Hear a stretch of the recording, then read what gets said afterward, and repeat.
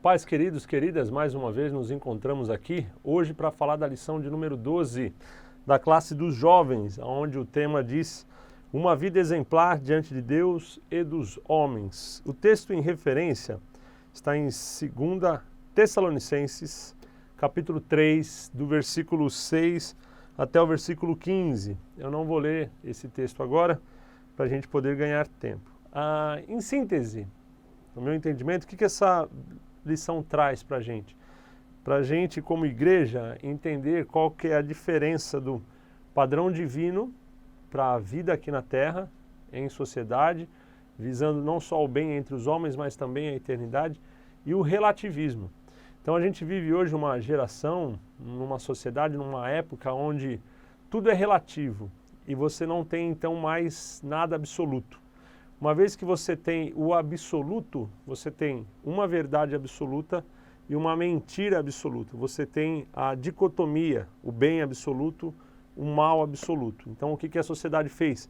Ela permeou um do outro, tirou o branco e o preto e deu uma mesclada, ficando tudo meio cinza, tudo meio sem cor. Se você pegar o pior horário para você andar de carro, é no começo da manhã ou no final do dia, porque é quando a luz do sol está bem nos teus olhos. Então, durante o dia, ao meio-dia, o sol está alto. E durante a noite, a lua também está alta. Então, quando você tem o dia claro ou a noite escura, fica mais fácil de você se localizar. O pior momento é quando você está na transição. E esse é o perigo. A gente não pode deixar o relativismo quebrar os padrões divinos de santidade, de relacionamento com Deus e com os homens de uma forma absoluta. Então, nós não somos e não podemos ser a favor daquela frase, olha, tudo é relativo. Não. Deus é absoluto e Ele estabelece padrões absolutos. A natureza, ela responde à ordem de Deus de forma absoluta e definitiva e não de forma relativa. E essa lição, ela tem 3 pontos que a gente vai destacar. E ela começa falando aqui, e existe um modelo a ser imitado. Então, a partir do momento que eu abro mão do relativismo, eu tenho que escolher um modelo. Então, esse modelo que a Bíblia nos apresenta é o modelo do próprio Cristo. Então, Cristo é o modelo a ser seguido. Então, esse é o modelo. Então, Cristo como supremo exemplo. Quando a gente olha para Cristo, uma coisa que é interessante, ele é exemplo desde o seu nascimento. Então ele era da família real judaica, descendente de Davi. Ele poderia ter escolhido o palácio ou a nobreza para nascer, como no caso de Daniel. Daniel fazia parte da família real também, era um dos nobres ali, dos príncipes de Israel. Mas Jesus não, mesmo sendo da família real, ele nasce na sua cidade natal, que é Belém, mas numa condição desfavorável. Ele nasce numa manjedoura, numa hospedagem alugada, num lugar que não tinha quarto, que não tinha espaço. E ele vai lá para Galiléia, ele vai para o lugar mais pobre, para o extremo de Israel, e ali ele vive trabalhando juntamente com seu pai, na profissão de seu pai. A Bíblia fala carpinteiro, mas quando a gente pega no original, a palavra ali é tecton. A palavra tecton era o profissional da construção civil, que na época era feita com pedra e madeira. Então, Jesus fazia a carpintaria da construção civil. Então, podemos dizer que ele era pedreiro. Ele não era o Gepeto, que ficava sentado lá na casa dele, fazendo cadeira, mesa, bonequinho. Não. A carpintaria de Jesus era pesada mesmo. E ele era o primogênito, então ele trabalhou. A gente entende pela tradição que José, depois de ter tido outros filhos com Maria, vem a falecer, e ele fica como o arrimo da família, aquele que tem que trabalhar para sustentar a casa, cuidando da sua mãe e dos seus irmãos. Jesus trabalha até os 30 anos de idade.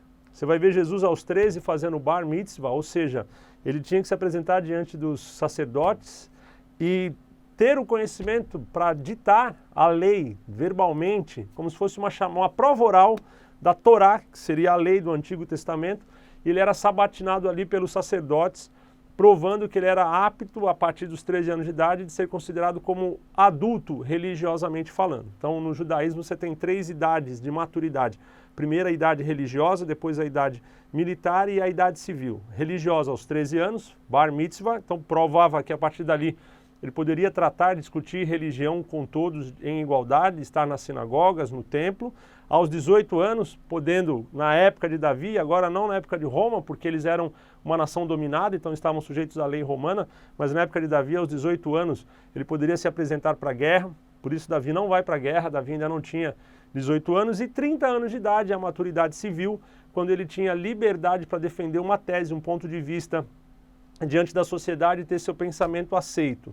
Então, você vai ver Jesus aos 13 anos cumprindo a obrigação do Bar Mitzvah. Você não vai ver Jesus aos 18 porque não tinha porquê, mas você vai ver Jesus aos 30, quando ele desce no Rio Jordão para ser batizado, e a partir dali ele começa seu ministério, que vai durar mais ou menos 3 anos. Então, se você pegar os 33 anos de vida de Cristo na Terra, 30 anos foram dedicados à família e ao trabalho, e 3 anos e meio, mais ou menos, dedicado integralmente ao ministério. Por isso, nós temos um exemplo de trabalho.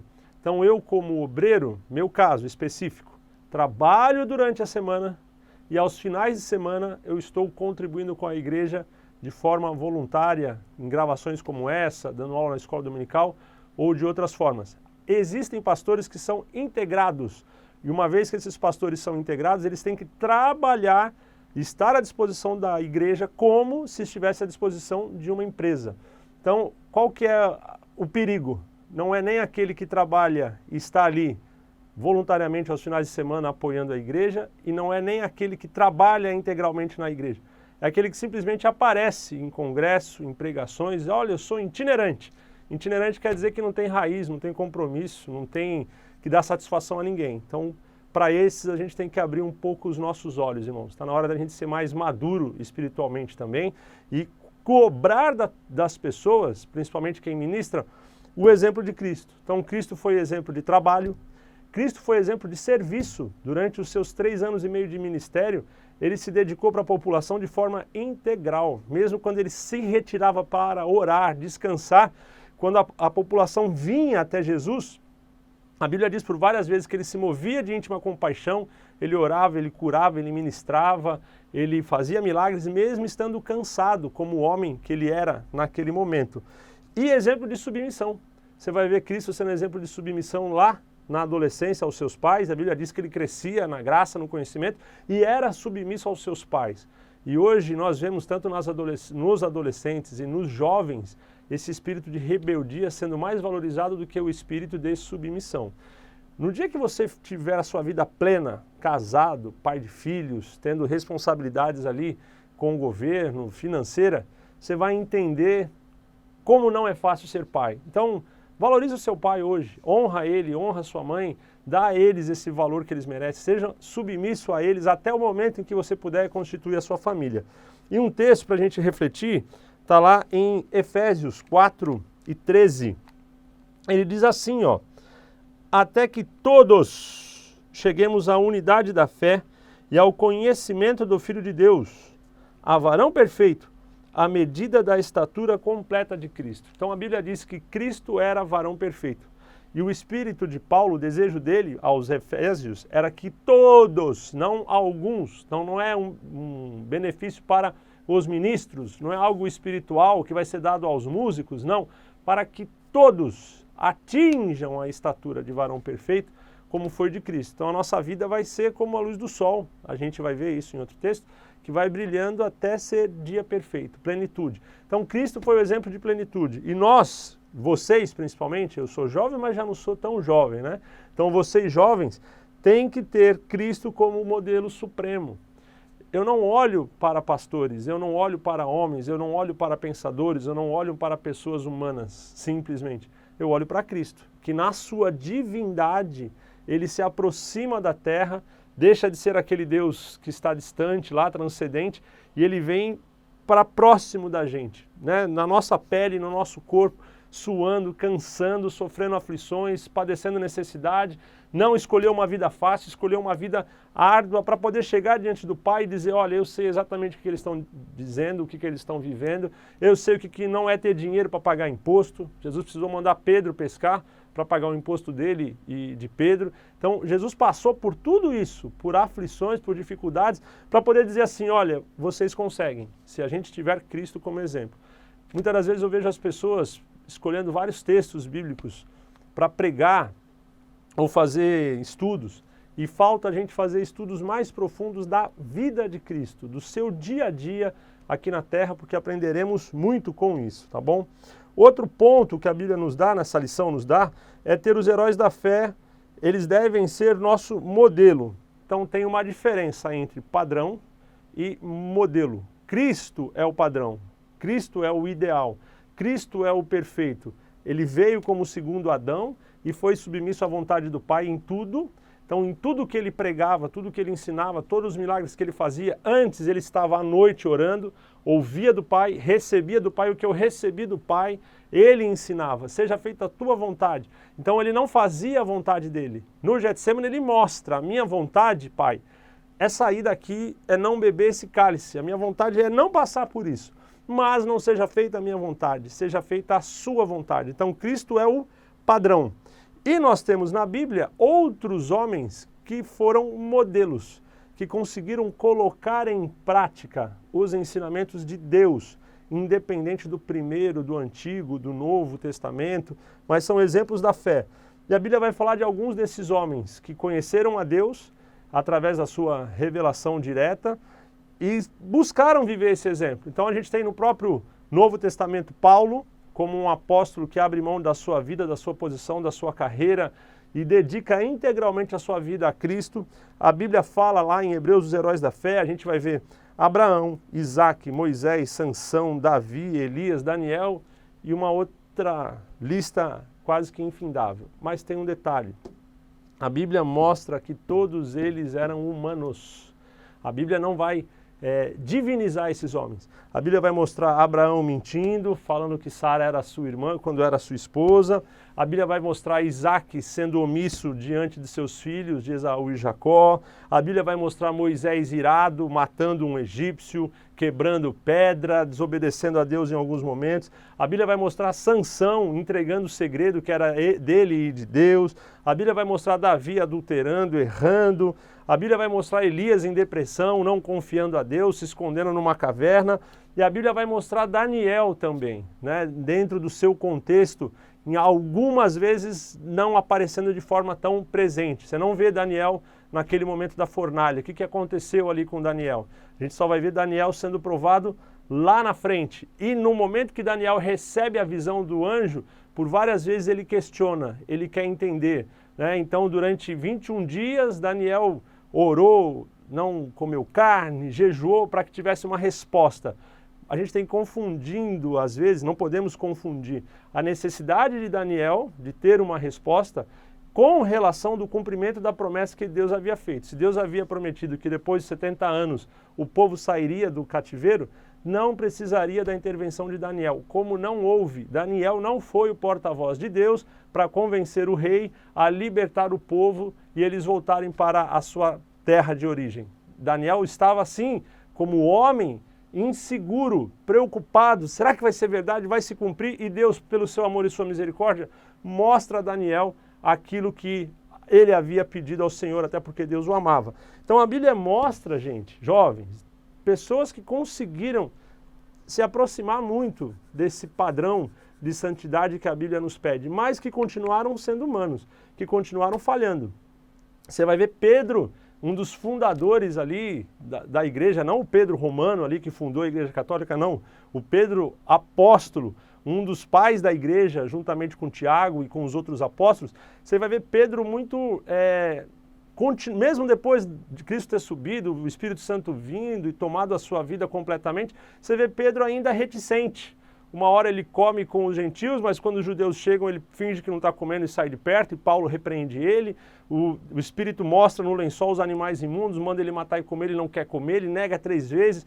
Só depois que o centurião chega ali com seus servos para que ele fosse orar na casa, ele obedece e entende. Então, nós não podemos buscar um padrão de santidade que seja inatingível ou exigir que as pessoas façam isso.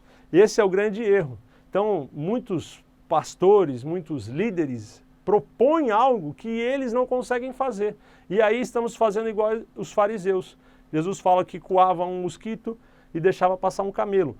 O que nós precisamos entender? Eu tenho que buscar o alvo, eu tenho que buscar o modelo que é Cristo, mas como na parábola do filho pródigo, quando eu erro, peço perdão e me arrependo verdadeiramente, se eu volto para casa, ele vai estar esperando, não joga na minha cara, não põe o dedo na minha cara, ele me abraça, ele me recebe e me dá uma segunda chance. E aí Pedro foi dizer para Jesus, Jesus, a lei manda perdoar aí 3 vezes ao dia, eu perdoo 7. 3 mais 3, é o dobro. E com mais uma ainda. Então Pedro era super santo. Jesus fala, não Pedro, você entendeu tudo errado, tem que ser 70 vezes 7 no dia. Então quantas vezes eu vou ofender a Deus? Ele vai me perdoar. Então eu posso pecar de propósito? Não. Uma coisa é pecar, tentar fazer certo e errar. Outra coisa é a iniquidade. Eu desejo o mal desde o princípio e eu faço o mal de propósito. Essa foi a diferença de Judas para Pedro. Pedro se arrependeu. Judas teve remorso. Então eu não posso ser guiado pelo remorso, mas pelo arrependimento. Por isso, a Bíblia nos mostra que homens, sim, podem ser o nosso exemplo. Tem outros textos que Paulo fala, olha, eu digo, olhem para mim como referência, olhem para mim como exemplo, porque eu tenho como fazer. Sejam meus imitadores como eu sou de Cristo. Então é possível, a gente tem que estimular isso nos jovens. Outra coisa, líderes inspiradores. Então nós vivemos hoje uma carência de líderes. Qual a diferença de um gestor para um líder? O gestor, ele gerencia processos. Então ele analisa, detecta a falha e aponta.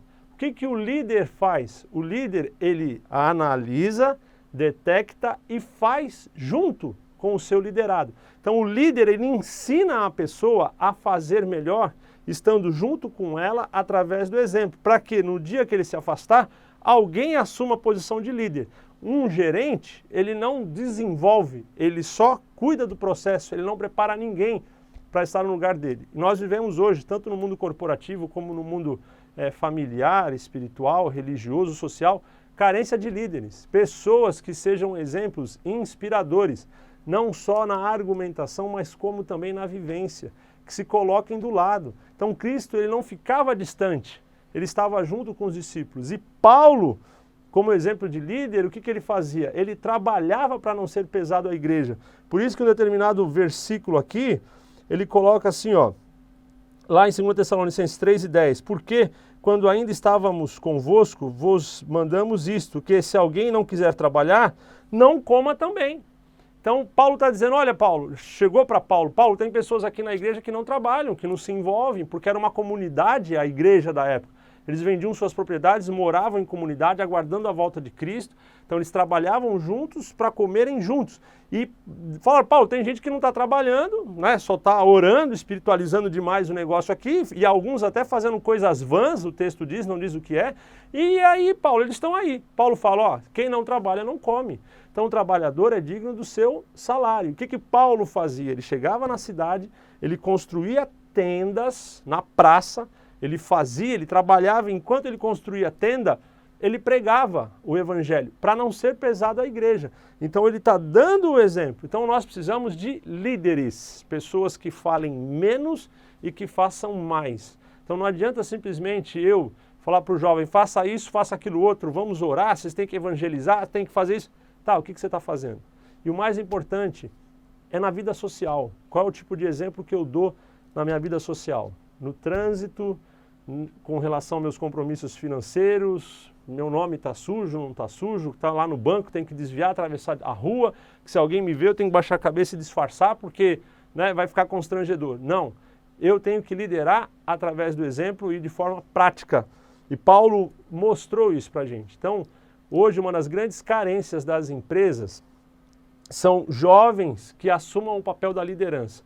É muito comum no mundo corporativo a gente ver hoje pessoas mais jovens, quando confrontadas por uma dificuldade, elas procuram apontar o culpado. Foi ele, foi ela, não fui eu, foi ele. O problema já está ali, não importa quem é o culpado. O importante é trazer a solução para o problema. Então, isso eu aprendi no meu trabalho. Tem um problema? Eu não quero simplesmente saber o problema. Eu chego para o meu chefe e falo, ó, temos um problema, eu proponho essa solução. Ele vai me dizer, proposta aceita ou não, não faça desse jeito, faça daquele jeito. Então a gente tem que parar de apontar culpado e se colocar no papel de líder, trazer a responsabilidade para cá, ó, e andar junto com quem está trabalhando. Tá bom, gente? Então, vocês que são jovens, usem isso como modelo de vida. O segundo item que a lição vai falar é como se portar em uma sociedade desordenada. A sociedade hoje está totalmente fora do eixo. A palavra para falar do nosso posicionamento tem que ser o quê? Convicção. Você tem convicção que só existe um Deus? Você tem convicção da ressurreição dos mortos? Você tem convicção do arrebatamento da igreja? Você tem convicção de uma vida eterna preparada para você? Se isso não faz parte das tuas convicções, mais uma, tem convicção que Cristo é o único e verdadeiro Deus, que Ele morreu e ressuscitou o terceiro dia, está vivo no céu esperando por você? Se você não tem essa convicção, não tem por que você se dizer cristão. Então hoje nós vivemos uma crise de afirmação.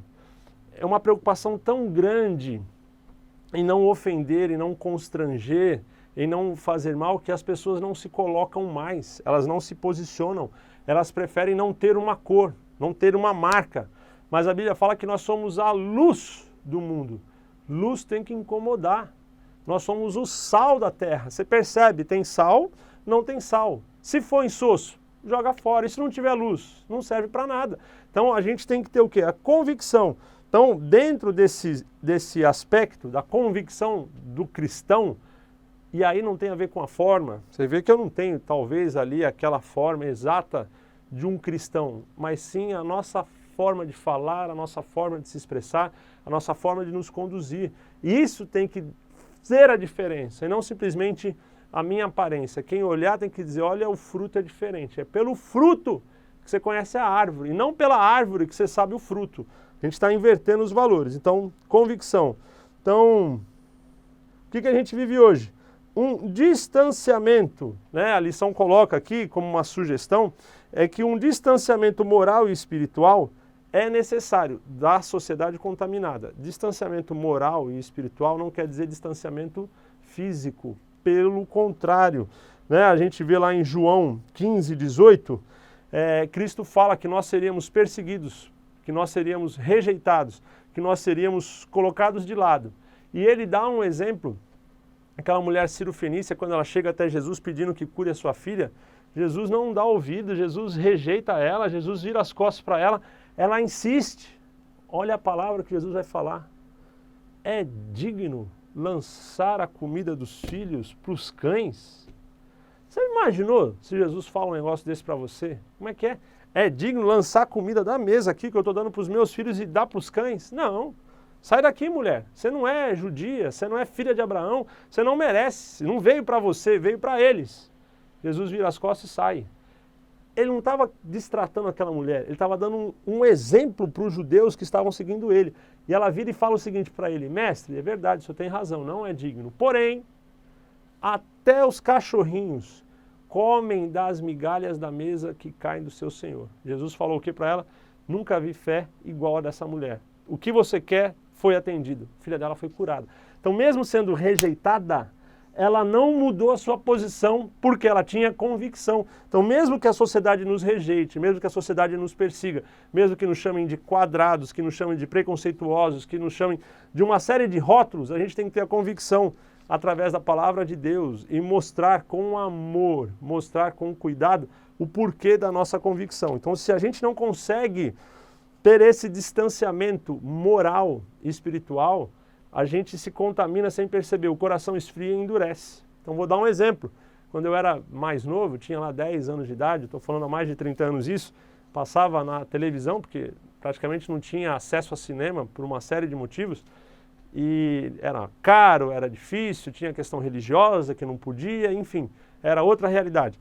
Então às vezes passava filme qual era o nome da sessão? Que pouco eu vou lembrar. Mas passava um filme lá à noite, né? Então você tinha lá o Supercine, que você esperava que ia ter um filme especial ali. E aí quando tinha filme de faroeste, Bang Bang, a italiana, vocês veem como eu sou velho.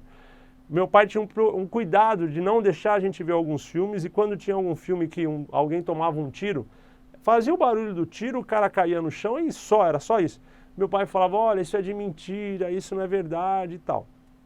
30 anos depois, se você pegar os filmes hoje, que são liberados para adolescentes ou para jovens como vocês, filmes para 16 anos, você vai ver cenas que a pessoa toma um tiro, abre a barriga, é decapitado, arranca braço, ou cenas de sexo, propriamente dito, de uma forma nua e crua. É só olhar as novelas que passam na televisão brasileira, ou em alguns canais da televisão brasileira, você vai ver o que está sendo exposto para uma pessoa ali de 15, 16 anos, ou até mesmo mais novo.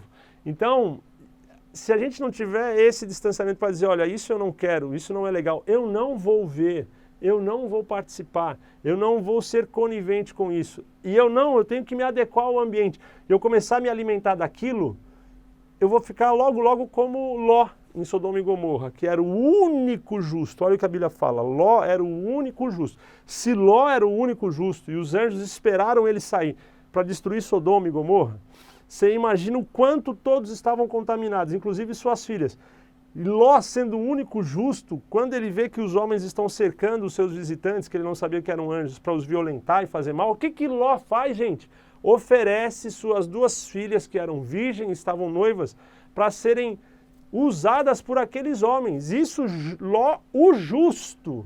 Então, a justiça de Ló já estava sendo corrompida por aquela sociedade. E suas filhas, quando saem, embebedam o pai depois, para ter relação com ele, e dali gerar seus filhos. Então você vê que, por mais que ele fosse justo, ele já estava sendo contaminado. E você vai ver que a descendência de Ló foi extirpada da terra depois. Então a gente não pode nos aproximar perigosamente, achando que está tudo bem e que não vai ter consequência.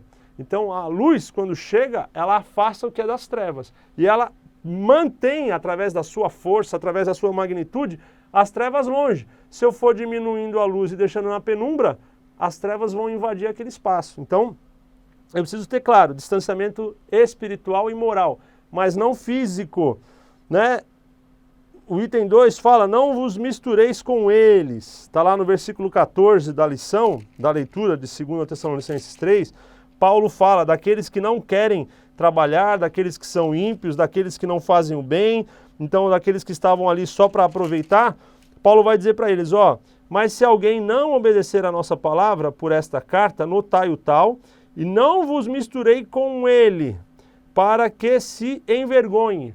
Então Paulo está dizendo para não se misturar com alguém que estava na igreja e era iníquo, e era falso, ou seja, para se afastar daquela pessoa. Não está contradizendo o que foi dito por Jesus. Pai, não te peço que os tire do mundo, te peço que os livre do mal. E Cristo fala, vocês estão sendo enviados como ovelhas no meio de lobos. O que vai acontecer? Uma ovelha no meio de lobo. Então, a gente vai ser perseguido, a gente vai ser atacado, a gente vai ser humilhado, mas precisamos permanecer no meio dessas pessoas, para influenciar essas pessoas e transformá-las através do nosso exemplo e da nossa vida. Um exemplo, eu não vou me alongar muito por causa do tempo, é Cristo encontrando a mulher samaritana. Então ela chega e fala, olha, mas você judeu vai conversar comigo que sou samaritana? Ela levanta uma barreira de preconceito ali e Jesus quebra aquela barreira. Olha, mulher, se você soubesse quem é que está te pedindo água, você me pediria água e eu te daria. E dali ele abre um diálogo. E Cristo faz isso para que seus discípulos vissem. Por várias vezes ele entra em Samaria, mesmo sendo rejeitado, mesmo sendo expulso dali, ele insiste. Quando ele cura o gadareno, ele faz com que o gadareno fique naquela região para que ele fosse o exemplo, para que ele fosse o testemunho, para que quando o evangelho chegasse, já houvesse uma identificação com o que o gadareno tinha vivido. Ah, então esse Cristo que estão anunciando é o Cristo que curou o gadareno. Ah, então a gente quer. Então, nós temos que estar no mundo, influenciando o mundo.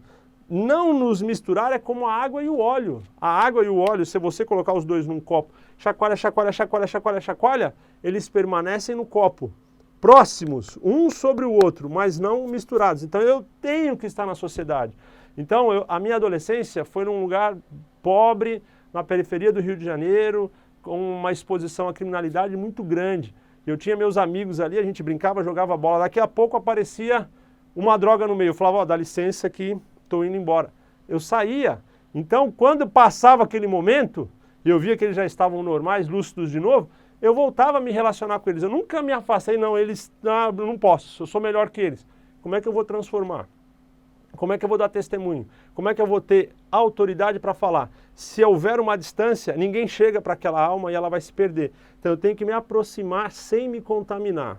Então essa é a sugestão que a lição quer trazer, esse é o espírito desse ponto para a gente tratar com os nossos alunos, tá? Então, Provérbios 17 e 20 vai falar um pouco disso, desse desejo que a gente tem que ter de buscar a perfeição, de buscar ser luz no meio das trevas, de buscar a maturidade, sem nos afastar do mundo, tá bom? E o amor como base, mostrar o que é certo. Então, como eu já falei, não se envergonhar de ser cristão. A gente vive numa sociedade hoje, de maioria cristã, ou católica ou evangélica, mas na prática isso não acontece. E a gente tem hoje uma radicalização muito grande. Todo mundo defende seu ponto de vista de forma, às vezes, agressiva e violenta, né? Porque eu sou vermelho, você é azul, eu sou verde, você é amarelo. Então todo mundo muito polarizado. A mídia está vendendo essa ideia para as pessoas, né? O caminhoneiro de um lado, o empresário do outro, tem sempre o governo, sempre tem alguma coisa ali polarizando. Então, quando Cristo traz o amor, ele tem entre os seus 12 discípulos homens de todas as tribos, ele tem de vários pensamentos filosóficos, depois você pode fazer uma pesquisa mais profunda para entender isso, ele tem revolucionários ali no meio, Cristo se relaciona com romano, Cristo se relaciona com grego, Cristo se relaciona com todos, com fariseu, com saduceu, ele integra, ele vai jantar na casa lá do publicano, que os judeus tinham como algo, não, um homem trabalha para Roma, é a vergonha, sai dali. Jesus vai lá na casa do publicano, Jesus vai na casa do fariseu, ele busca integrar, ele não busca segregar. Uma vez os discípulos falaram, tem uns homens aí andando e anunciando o evangelho no teu nome, mas não anda com a gente. Jesus falou, para disso, não tem clubinho, se está no meu nome é por mim, se não está no meu nome é contra mim, deixa ele. Nós somos Igreja de Cristo, não importa a placa, Assembleia, Batista, Presbiteriano, Metodista, enfim, tantas outras hoje, as neopentecostais, somos cristãos, temos Cristo e a Bíblia Sagrada como pilar de referência para a nossa vida, então temos que caminhar junto, um apoiando a iniciativa do outro, e não fazendo o que? Separação. Então se eu não tenho amor com o meu irmão, como é que eu vou demonstrar esse amor para quem está longe? Se eu não amo o próximo, como é que eu vou amar aquele que está distante, tá? Então vamos refletir sobre esse ponto também com a nossa sala de aula, que eu creio que vai ser importante. E o item 3, somos chamados para viver de que maneira? Então, Cristo chamou o mundo, escolheu alguns para a salvação, todos foram chamados, poucos foram os escolhidos. Então, dentro daquilo que ele chamou, alguns ele separou, alguns ele elegeu. Como? A oferta foi para todos. Se você aceitou, você foi escolhido por Deus. E uma vez que você é escolhido por Deus, não é simplesmente para ter um lugar de preferência ou preeminência. E os discípulos disputavam muito para saber quem ia sentar à direita, quem ia sentar à esquerda. E Jesus falou, olha, se alguém te convidar para jantar, faz o seguinte, não senta no primeiro assento não, senta lá no fundo, vai lá para a ponta. Sabe por quê? Quando o dono da casa vê você lá, ele vai chamar você para frente e você vai ter honra, já que é o que vocês querem. Agora, se você chega correndo e senta na frente, vai chegar alguém mais importante que você, ele vai fazer o seguinte, você pode, por favor, dar um lugar para aquele rapaz lá e você senta lá? A vergonha que você vai passar. Então, não queira estar em eminência. Nós, às vezes, parece que aceitamos o chamado, aceitamos a Cristo, nos convertemos, virei filho de Deus, ele é criatura de Deus, já tem uma separação entre nós, e agora eu sou melhor, eu sou escolhido, eu tenho a preferência, eu pego o primeiro lugar na fila, eu não espero, eu faço o que eu quero. Não. Quer ser o maior? Seja o menor. Você quer ser servido? Então aprenda a servir. Esse é o exemplo de Cristo. E a gente tem 3 pontos aqui, e eu quero usar José, que ele se encaixa, no meu ponto de vista, perfeitamente nesses 3 aspectos que a lição vai trazer. Então o aspecto 1 é filhos e não fardos. Então José, ele foi rejeitado pelos seus irmãos. Ele era tido como fardo pelos seus irmãos. E José, ele se coloca no papel de filho. Ele busca ser aceito pelos irmãos, ele busca estar junto com os irmãos, mesmo os irmãos o rejeitando. E quando ele é vendido como escravo, ele não nutre no seu sentimento o espírito de vingança. Porque ele tinha uma promessa. Ele sabia que quem prometeu era fiel para cumprir. Ele não tem aquele espírito, né, de filme hollywoodiano, que eu fui rejeitado, quando eu crescer, ficar rico, poderoso, eu vou me vingar e vou pisar na cabeça de todo mundo. Não, José vai para o Egito como escravo e como escravo ele vive como filho, com excelência, fazendo o melhor e não com espírito de coitadinho. Ah, eu era filho de Jacó, tinha uma túnica de diversas cores, fui lançado agora aqui, o que será de mim? Ai, minha vida é uma desgraça. Não, José olhava para o dia a dia dele e falou, peraí, eu estou aqui como escravo, então eu vou ser o melhor escravo que já se viu na história, porque eu creio que Deus ele é fiel na minha vida e ele vai mudar a minha realidade. Ele continuava com a mente de filho de Deus e agia dessa forma. Então, a parábola do filho pródigo, um vai, desperdiça tudo que tem, mas o que fica é egoísta, é avarento, é miserável. Ele vai reclamar com o pai, olha, você fez uma festa para o meu irmão que voltou, matou um bezerro e para mim nada. Ele falou, mas você já recebeu tudo, você podia ter matado o boi. Ele reclama por causa do cabrito lá para matar, nem um cabrito para eu fazer festa para os meus amigos. Mas quando o pai divide, ele divide para os dois a herança. O mais novo vai embora e o mais velho fica cuidando dos bens. Estuda de novo aquela parábola, que o pai fica na porta da casa olhando para a estrada esperando o filho mais novo voltar. E quem está administrando a fazenda agora é o mais velho, ele já está com a parte dele da herança. Só que ele era miserável. Ele não tinha coragem de matar um boi, né, de tão avarento que ele era, para os amigos dele. Então o pai vai repreender o mais novo, mas vai repreender o mais velho. E a gente às vezes quer ser filho, mas a gente quer ser o filho mais velho, que fica apontando aquele filho fraco que sai, aquele filho fraco que cai, aquele filho que ainda não foi convertido.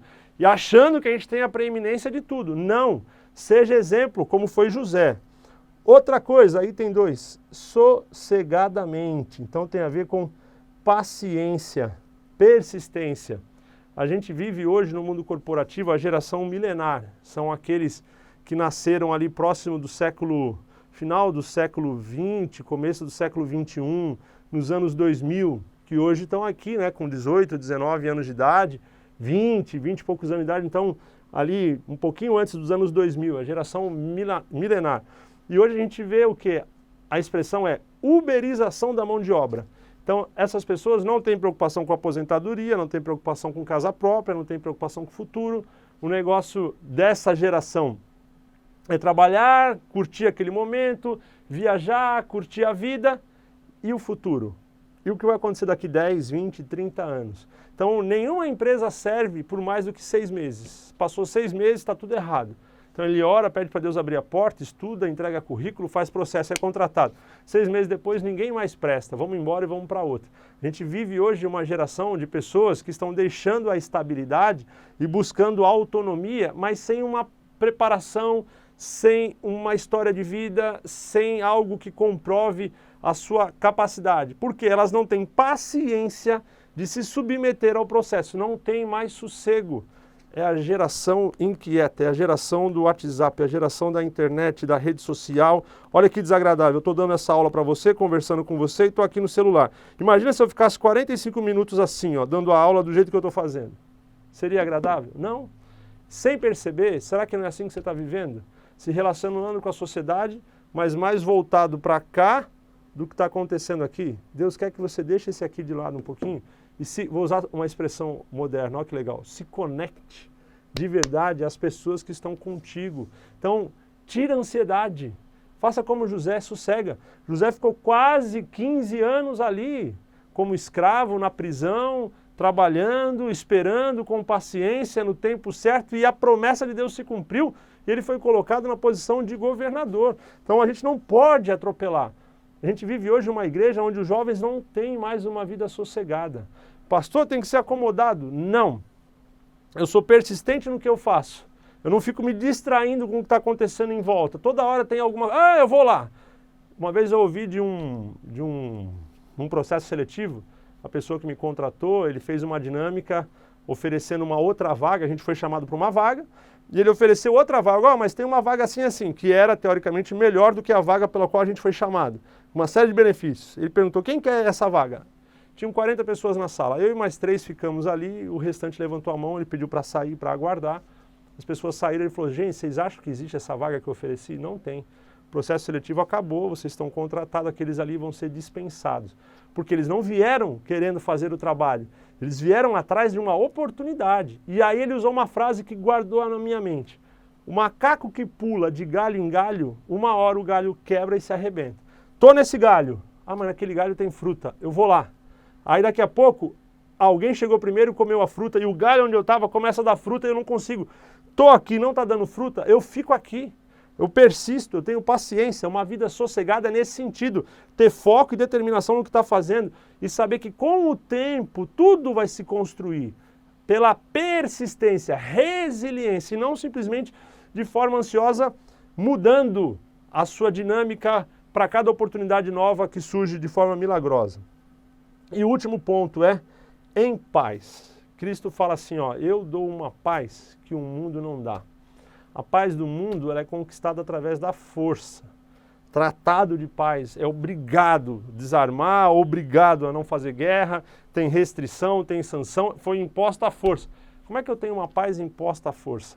A paz que Cristo nos dá é a paz quando eu estou com saldo devedor no banco, é a paz quando eu estou com um problema de saúde, é a paz quando eu estou passando por um problema familiar, não importa o que aconteça em volta de mim, mesmo que eu não veja a perspectiva, eu tenho confiança e eu acalmo o meu espírito.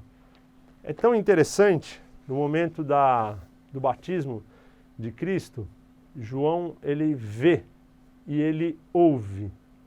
João vê Jesus descendo, porque o Rio Jordão está lá embaixo no vale, então tem a barranca do rio, você tem que descer para chegar no rio. Ele vê Jesus descendo o Rio Jordão.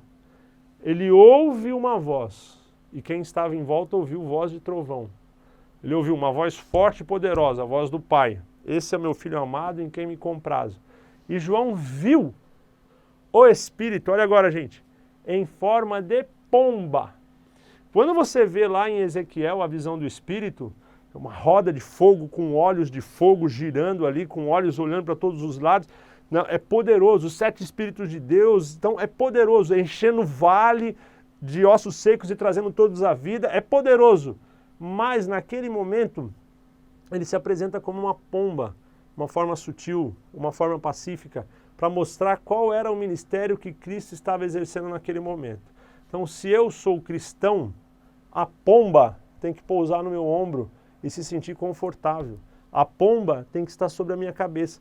Agora, se eu for agitado o tempo inteiro, inquieto, inseguro, ansioso, não tem como eu ter uma pomba perto de mim. Então, a paz que Cristo nos dá é a paz da confiança, a certeza de que vai dar tudo certo, a certeza que vai acabar tudo bem. Então, por confiar e ter convicção, saber que ele não vai falhar, eu fico em paz. Está todo mundo em volta. A gente viveu há poucos dias a greve dos caminhoneiros, acabando o combustível, aquele desespero. Daqui a pouco, quando voltou a gasolina, foi aquela fila monstruosa para o posto, para todo mundo encher o tanque do carro. Espera aí, acabou a greve, não precisa encher o tanque do carro, bota lá R$10, R$20, se está acabando a tua gasolina, daqui 3 dias abastece de novo. Eu lembro que acabou num dia da semana, só fui abastecer o carro da esposa no domingo. Falei para minha esposa, deixa a loucura passar. Cheguei no posto, não tinha ninguém, parei o carro, abasteci e fui embora. Então é essa paz que o mundo não conhece que nós precisamos começar a viver. É a paz da confiança e da dependência, sabendo que no final tudo vai dar certo. Então, resumindo, lição 12, uma vida exemplar diante de Deus e dos homens, padrão divino versus relativismo, um modelo a ser imitado, como se portar em uma sociedade desordenada e sermos chamados para viver de que maneira? Então, eu espero ter contribuído um pouquinho com essa aula, ajudado você pelo menos a refletir, a ponderar sobre isso que a gente falou. E se Deus quiser, a gente se vê por aqui. Deus te abençoe. Muito obrigado.